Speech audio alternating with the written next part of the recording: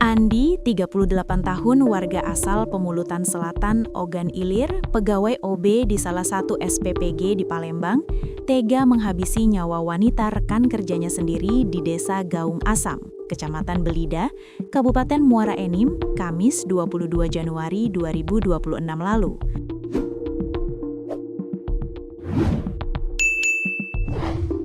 Korban bernama Wulandari, 50 tahun, warga Pelaju, Palembang yang juga bekerja di SPPG sama dengan tersangka, ditemukan warga di semak-semak bekas kebun nanas dengan kondisi ada bekas jeratan tali di leher dan kakinya terdapat bekas luka.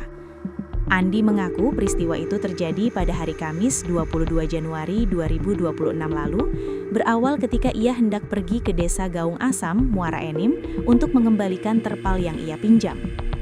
Sehari sebelumnya, korban mengajak tersangka pergi jalan-jalan, namun tersangka menolak karena akan berangkat ke Gaung Asam di hari Kamis.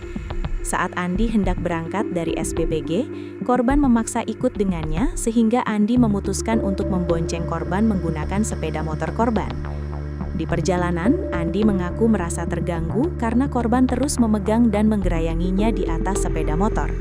Karena terlanjur kesal, ia menghentikan laju kendaraan sepeda motor dan menjegal kaki korban hingga terjatuh.